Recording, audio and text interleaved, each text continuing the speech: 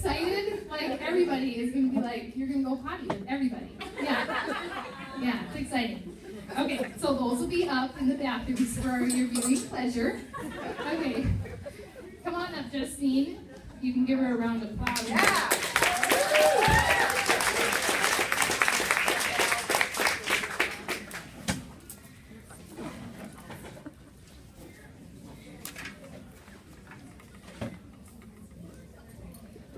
Hello.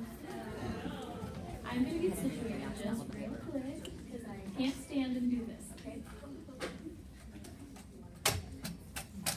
That's just too much to ask of me. Okay, here we go. Now I can get comfy.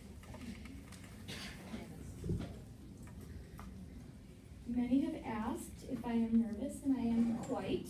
Many have said, you get up in front of 900 people, how could you possibly be nervous? But this is way different. So, as Brenda said, I'm Justine Zarletti. My husband is Pastor Vinny. He's the only guy here tonight because I asked him to be here, so thank you.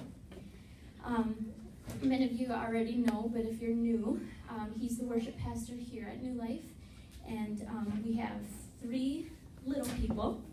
Our oldest is Vinny, and we call him Deuce. He's 7.5. Our middle child is Sophie. She'll be 6 next month, but we like to say she's going on 16. And Santino, we call him Bubba, and oftentimes you'll see him roaming the halls as though he owns this church himself, and he's 3.5. Vinny and I have been married for 12.5 years, but we've been together since I was 14 and he was 16. So that's about 18.5 years that we've been together now. We both are from Kenosha, Wisconsin. We grew up there, born and raised. And I've actually been friends with his middle sister, Gina, since we were about 5 years old. And I always knew that she had an older brother, but it wasn't until about middle school that even mattered to me. It was through youth group that we started getting to know each other and have been together ever since. So that's who Vinny and I are and how we became us. I just want to say thank you for having me tonight as your speaker.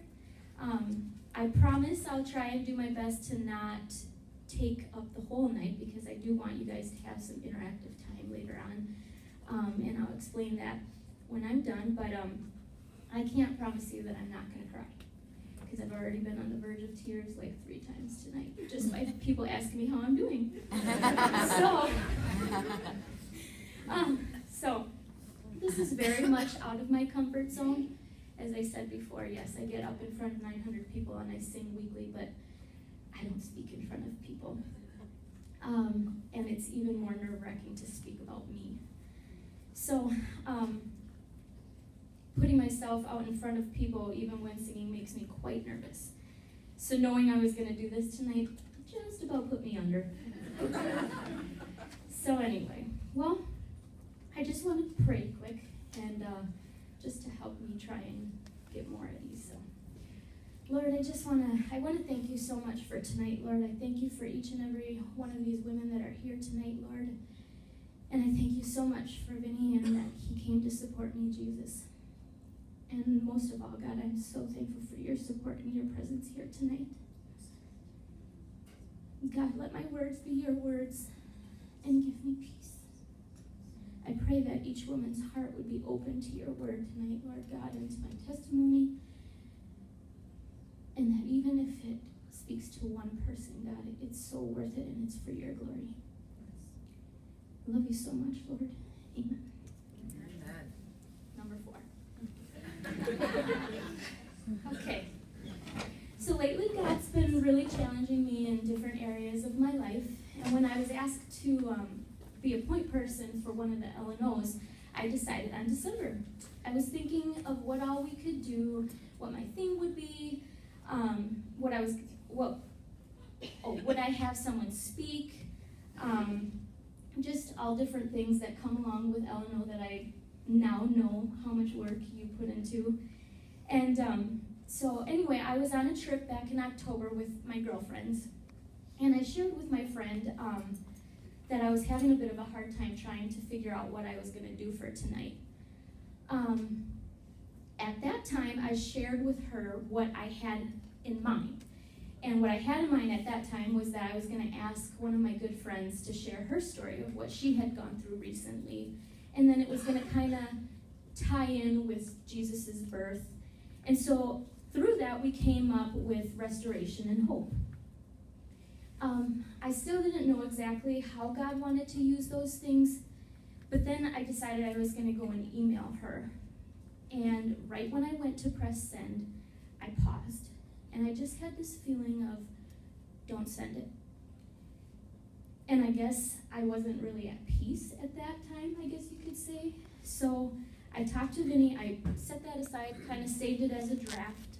Sorry, my hair is like, I saved it as a draft and thought, I'll just go back to it later. I don't know why, I'll just go back to it. So I decided to talk to Vinny about everything. And I told him I hadn't sent the email and wasn't sure what was going on, but I decided to just wait. And that's when he said, right in our living room, we're sitting there across from each other on the couches, and he said, well, what if you speak? And I looked at him and I was like, no. Literally, did I not? I said, I don't speak. And I almost completely wrote him off, I was real close, just nope, you're crazy. And so we talked for a little while longer, and how could I refuse to pray about it, right? So I said, okay, I'll think about it and I'll pray about it, and here I am. Like I said, I knew God was challenging me in different areas of my life, and little did I know that it was going to bring me to this point. He was challenging me to be completely vulnerable and to step way out of my box. And I think that box was kind of like my security blanket. It's easy to stay in there, it's safe. But I think I became a little bit complacent in that box. It's easy to get snuggled up in there and just stay nice and cozy. And in preparation for this, I realized that I have put myself in many boxes throughout my life because boxes are safe. I'll give you a little bit of a backstory on my personal life prior to Vinny. I've been a Christian pretty much as long as I can remember. It was at a really early age that my mom introduced Jesus to me, but it wasn't until after she had become a Christian. I'm an only child, so Carrie, yes, I'm an only child, where are you? But I'm not my parents' only child. In 1981, a month before I was born, I had a brother, and his name was Gilbert, which is also my dad's name, who was 2 at the time, but was tragically killed by a drunk driver in midday while he was playing outside. Now fast forward a month to when I'm born. It literally was almost a month to the day that I was born. My mom, not knowing Jesus at the time, was overwhelmed with guilt over my brother's death, to the point that she had convinced herself that God was most definitely going to punish her for his death. She had different reasons as to why she felt guilty, and she felt that how he was going to punish her was by using me. When she was in labor and I was born, she didn't want to see me after I was born because she was convinced that how her punishment was going to come was through an unhealthy baby. She thought there would be possible mental illnesses or physical disformities, not normal as we would consider normal. I think it was the nurse or the doctor who convinced her to see me. And after that,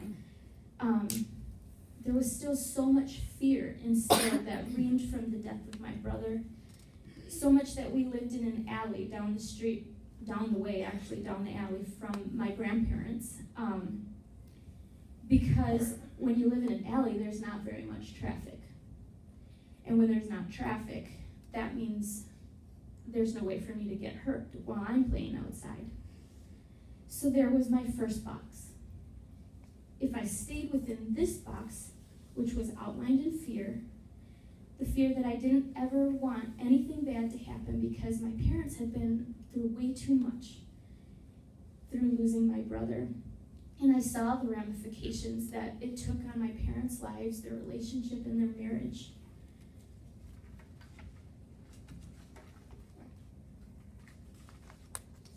I thought then, if I did whatever it was I could do to try and keep safe, so that even though there would be trials throughout life for my parents, at least it wasn't going to be me who was the cause.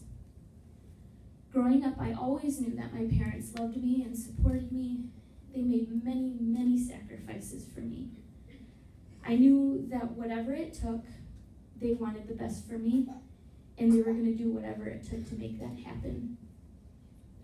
In trying to give me all of that, though, life at home was really, really tough.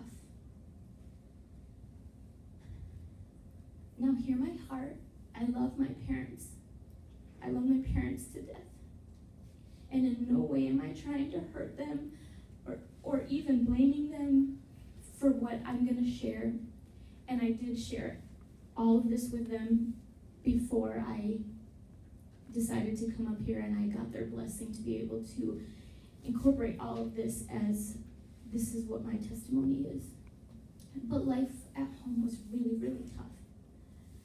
There was that fear that was instilled in me right away when I was born, because what if something ever happened to me? But then there were things that I witnessed at home that fed the fear. And then those things brought on another box for me. There was physical and verbal abuse between my parents. I worked so hard to please them and to help make things happy at home in hopes that it would help them to be happy. I thought if I stay within this box of pleasing them, doing as I'm told, making them proud, stay within these 4 lines, then hopefully God would make things better. Maybe they wouldn't fight as much anymore, or maybe they would be happy. Maybe I could take the sadness away from losing my brother. And as I got older and we switched churches, my parents found a great group of friends and a support group that helped to encourage them. They became our church family, and they didn't see the dysfunction, and instead of turning their backs on them, they actually sought to help. So as I got older, the abuse did subside, but it was still there at times. Now fast forward to 1996, when Vinny started to become a part of our lives. I'm not sure if you guys did the math. I'm not very good at math, and it wouldn't have dawned on me, but the difference between my age and Vinny's age, and my brother's and mine, is the same. We're 2.5 years apart. Vinny was born in the year that my brother was in 1979.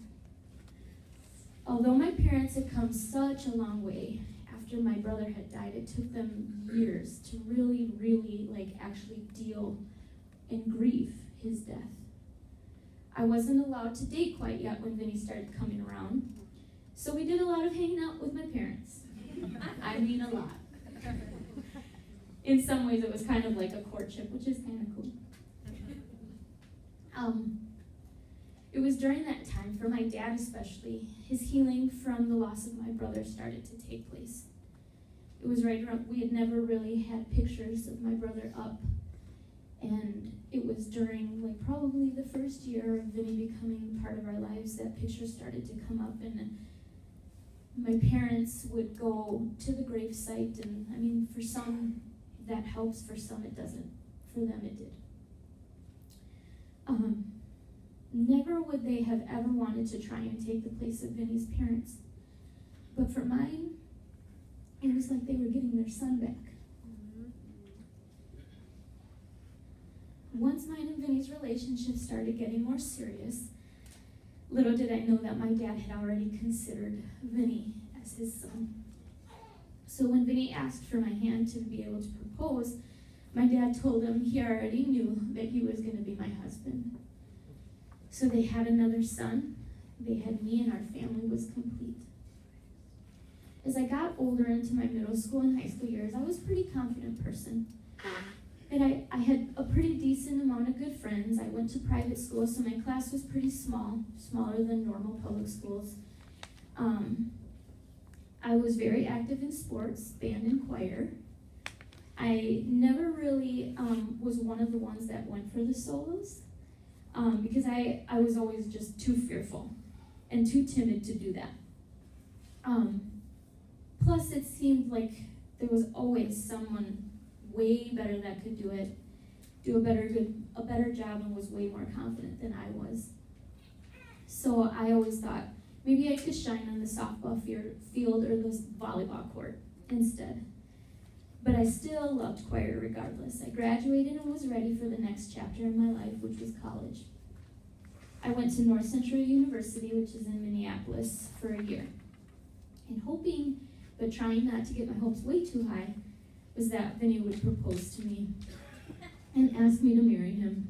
But being that we're 2.5 years, I'm 2.5 years younger, and he'd already been away at school, I always thought, he's going to realize how young I am and probably find somebody else that's like around his age, you know, or someone that was better suited for him. But I still thought, you know what, I'm ready. Whatever God has in store for us, I'm ready. So we wound up getting married on June 1st in 2002. I thought we did it. We made it through a mostly long distance relationship. I don't remember how many years it was, like 6? 4.5 were long distance. And we never broke up once. I did think that he was coming home to break up with me one time.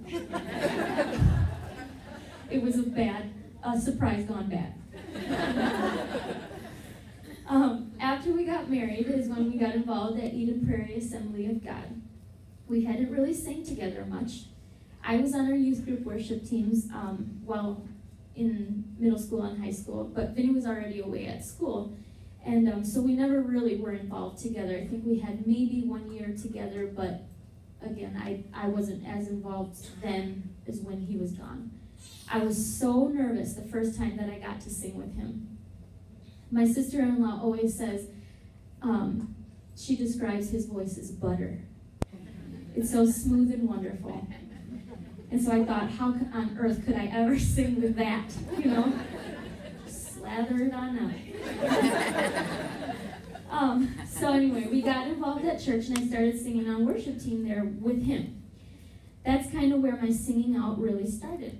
It was a Sunday morning and our worship leader at the time was doing this particular song that I absolutely loved. And all of a sudden during practice time, she literally stops the practice, and she's like, you know what, Justine, how about you sing out on this one? And I was like, is she talking to me? And she definitely was. And I kind of was like, I don't do that. But anyway, for that day, I will be eternally grateful.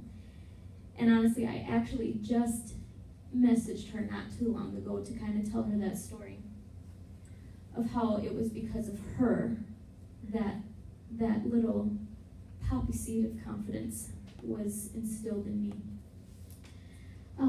That day stirred something in me, a passion to sing out. But I'm not real sure if my heart was in the right place. From that point, I sang on worship team on a weekly basis with Vinny. Previous to New Life, we were at a church in Orlando, Florida. And there we kind of grew more into a team-minded duo. He's helped to stretch me, and he as in Vinny. I mean God too, but I'm talking about Vinny. He's helped to stretch me, and he's believed in me even when I didn't really believe in myself, which was most of the time. But mind you, through all of this growth, there was still something happening in me. I would sing out, and no matter how it went, I always found something wrong with it. So I started to find things wrong with many things about myself. I started to allow this thing called insecurity to creep in, way in. It began to creep into my ministry.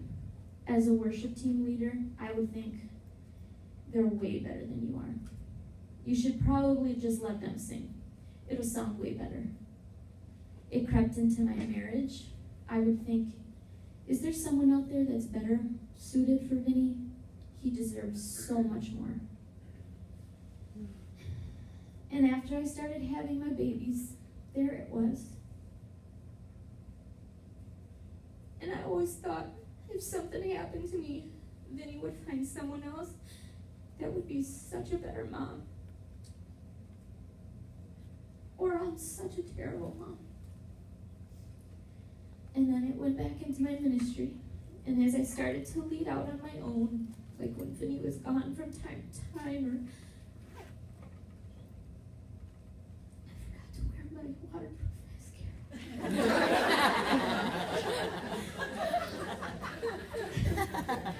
Or when Brenda would ask me to lead for Connect rallies, there it was again. My insecurity got so bad that I wound up in a state of depression, and I'm sure none of you even knew it. A few years ago, I didn't even realize I was in it. And one night, after many tearful days and nights of crying, sometimes not knowing what on earth was happening to me, and then he looked at me and said, "Are you happy?" And of course my defenses went up like, "Of course I'm happy. Why would you ask me that?" And he asked me again, he said, "No, are you really happy?" I started crying again, and I broke down and I said, I'm happy with you. I'm happy with the kids, and I'm happy with our life, but I can't honestly say that I'm actually happy as a person. I don't know where my joy has gone, and I'm really sad at times, and I don't even know why. I did wind up going to see the doctor, but I hate taking any type of drug. Not for any particular reason, I just hate them.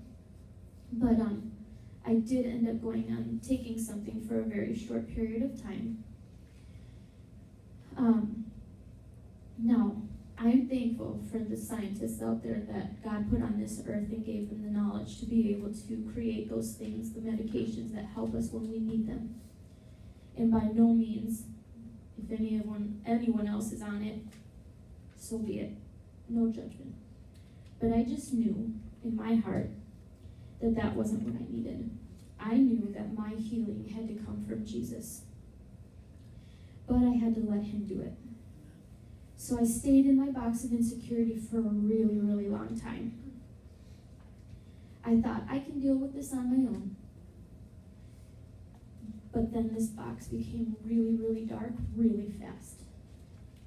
I've lived in that box for a few years now, actually.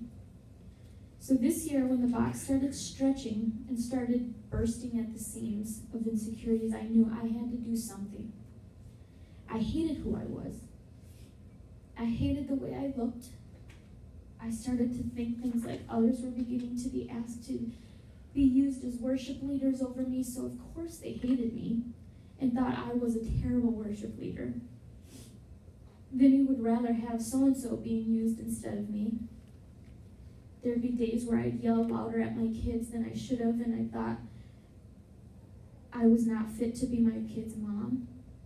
They deserve so much more. I would think, you can't lose any weight. You're gross. You look exactly how you feel about yourself. So-and-so's hanging out with so-and-so. Your friends are starting to make new friends. It wasn't pretty. And then my friend and I started reading this book called Crash the Chatterbox. The tagline is hearing God's voice above all others. And I'll say, everyone should read this book.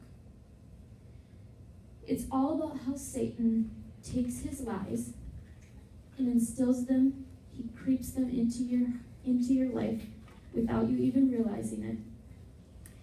And then you start to, if you were to really examine your life and your thoughts, you'd realize how much you actually believe those lies, because I know I did. Which in turn doesn't make a way for you to be able to hear God's voice. I thought, you know what, I've had enough of this garbage. For a long time, I knew that I needed to sit down and share my heart, and I knew that it had to be with Lori Herkel, who can pray anything out of anyone. But it wasn't until this point I think I was partially in denial and kept thinking it would eventually go away and I would be just fine. But no, like I said, this box of insecurity, it wound up turning into a balloon that got so big that it was about to burst. So as hard as it was, I set my pride aside and I thought, I need to talk to someone. I need to talk to Lori. God, I can't do this anymore. I don't want to do this anymore. I want your joy and I want your peace and I want you, God. I thought, I absolutely need you. After I met with Lori and my friend Jen, we prayed through a lot. Pretty much everything that I've shared so far, and then some. No, it wasn't all butterflies and rainbows right away afterwards. I think I went into it thinking like I was going to be like, ooh, I'm awesome now. It was definitely not that. I knew God was in the process of restoring his joy in me and restoring who I was created to be. But it was a process. There was one day that I was driving home from Maple Grove in Vinny's car all by myself, and I had the radio on Cities 97. No, I don't listen to KTIS all the time. But this day, I was very thankful that I wasn't listening to KTIS. I'm driving and this song called Try by Colby Calais came on. I had heard it before, but I'd never really listened to the words. Here are the words. Now bear with me, some of it is repetitive, but I think it's truly powerful, and you should go and look it up when you leave here. Put your makeup on, get your nails done, curl your hair, run the extra mile, keep it slim, so they like you. Do they like you? Get your sexy on, don't be shy, girl. Take it off, this is what you want, to belong so they like you. Do you like you? You don't have to try so hard. You don't have to give it all away. You just have to get up, get up, get up. You don't have to change a single thing. You don't have to try. You don't have to try. You don't have to try. You don't have to try. Now at this point, I am literally bawling my eyes out, and mind you, I am driving. I am certain that anybody that passed me thought that something was tragically wrong with me. Like, that's how bad. It was the ugly cry. Like, bad. Like, I probably walked in to my house with my mascara all over my face. And actually, side note, and then we'll go back. Stephanie, I think this was the day that I met you. I had just come in, and you guys were in our backyard, and I had just had this moment. And I thought I probably have mascara all over my face, and these people are new to our neighborhood. Okay, so the rest of the song goes, get your shopping on at the mall, max your credit cards. You don't have to choose, buy it all so they like you. Do they like you? Wait a second, why should you care what they think of you? When you're all alone by yourself, do you like you? Do you like you? You don't have to try so hard. You don't have to give it all away. You just have to get up, get up, get up. You don't have to change a single thing. You don't have to try so hard. You don't have to bend until you break. You just have to get up, get up, get up. You don't have to change a single thing. You don't have to try. You don't have to try. You don't have to try. You don't have to try so hard. You don't have to give it all away. You just have to get up, get up, get up. You don't have to change a single thing. You don't have to try, you don't have to try, you don't have to try. And the end says, take your makeup off, let your hair down, take a breath and look into the mirror at yourself. Do you like you? Because I like you. In that moment, while I'm listening to Cities 97, I felt God's presence like I've never felt in my life. And it was as though he was standing in front of me with his hands on my shoulders, shaking me, looking me right in the eyes, speaking straight to my heart, shaking me, saying, believe me, Justine, this is how I see you. You're beautiful. I want to use you. Stop trying so hard and just let me be. Take a breath. I've got this all under control, and I love you. So no, it didn't happen as soon as I was done praying through everything with Lori and Jen. But God gave me the confirmation that He heard me. In that room that day, He heard me.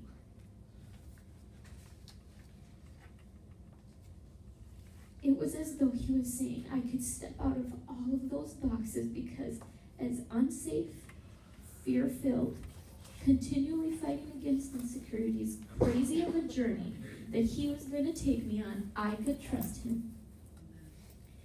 Now I have hope that even if I fall down again, even if things get a little bit dark, I can get right back up. I know that my body is not perfect, but I look at myself in the mirror differently. I have to choose to say to myself in that mirror, you are fearfully and wonderfully made. My favorite part of Psalm 139 is verses 13 through 16, and this is the New Living Translation. You made all the delicate inner parts of my body and knit me together in my mother's womb. Thank you for making me so wonderfully complex. Your workmanship is marvelous, how well I know it. That's the you are fearfully and wonderfully made part that I was talking about. You watched me as I was being formed in utter seclusion, as I was woven together in the dark of the womb. You saw me before I was born. Every day of my life was recorded in your book. Every moment was laid out before a single day had passed. And when I tell myself that, I have to choose to believe it. It's not easy, but it's a choice. I have to believe that that is God's word, and it is always true. I can stand here in front of you now and say, this is my restoration story. God's given me hope that He's with me. He hears me, He knows me, and He wants me. My sister-in-law Mandy was interviewed at her church on her story and what God had brought her through. She has an amazing voice, probably one of my favorites. But she said something in that interview about when she gets up to sing that has stuck with me, and she prays before she gets up there. Let it be you through me. God is the one who lets me sing. When people compliment me and tell me that it's anointed, I remind myself, it's not about me. That right there should have been my heart and my prayer all along. After reading that, I realized my heart wasn't completely in the right place. That right there changed the way I pray each week, whether I'm singing a solo or not.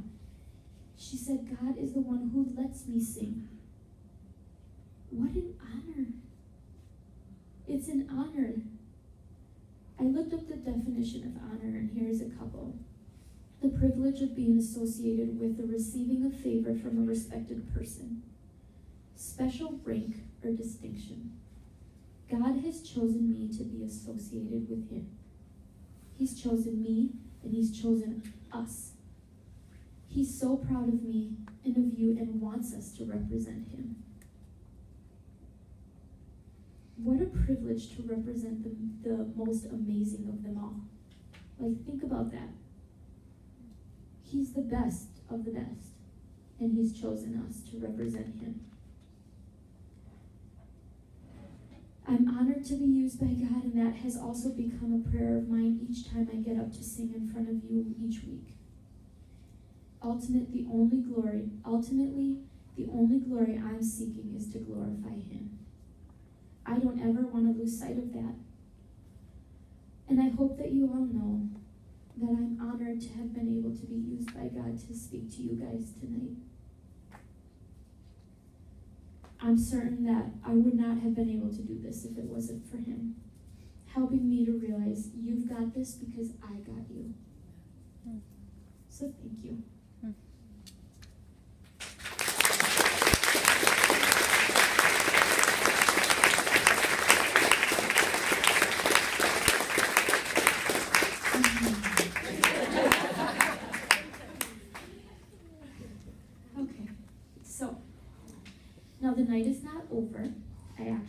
to explain a couple of things. But again, thank you so much. Thank you, Brenda, for asking me to be in charge of this LNO, for helping me to open my heart to what God wanted to do. So tonight, I wanted to have a little interactive time. And I'll give you a little backstory. Each year, my mom has a cookie exchange with my family members, the women in our family, which are her sister and sister-in-laws, and then their daughters or daughter-in-laws.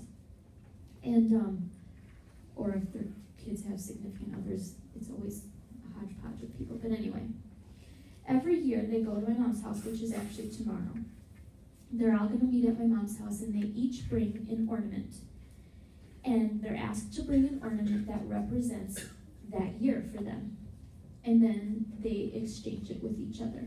So everybody gets a different ornament than they came to the house with. But they also have to explain what the ornament means. So, like, let's say you went to Disney World, so you brought a Mickey Mouse. Or, you know, it could be something happy, it could be something, a milestone, it could be something sad, whatever. So I decided I love that idea, and I wanted to try and incorporate something like that tonight. So, excuse me. So, you'll see a little white piece of wood. It's very simple, but I'm simple. So that's what you get tonight. My husband slaved over these things using a saw, so thank you. Anyway, the story behind these is tonight, there are Sharpies on your table, and I want you to use these as your ornaments. I want you tonight to write on there a word, a phrase, a scripture, whatever you want to write on there that represents your restoration story. It could be from this year, it could be still in the process of, so it's something that God restored you from, what God is in the process of restoring you from, or what you haven't told anyone that you need restoration from and that you need prayer for. So, I know it's kind of nerve-wracking. If I were sitting there, I'd be like, oh dear God, I have to share what I just did, okay? But I just felt like there are some people that don't get to, there are some that are really chatty and some that are not. And a lot of times it's the ones that are not, that have something to say and don't ever get a chance. Tonight is your chance. Don't be scared. So that's what I want you to do tonight. And your table hosts will be there to kind of, if you need to be walked through it again, they can explain it again. But I want you to do that, and then I want you to choose someone at your table, or you can do it as a whole table together and just kind of share your story. And then either pass it around, one to your right, and you're going to take home that person's, and you're going to pray for them for whatever that little piece of wood says.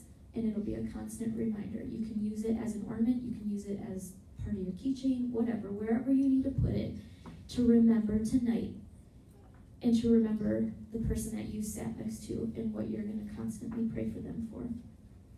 And if you don't know the person next to you, it's a good way to remember their name. So anyway, thank you so much. Love you guys.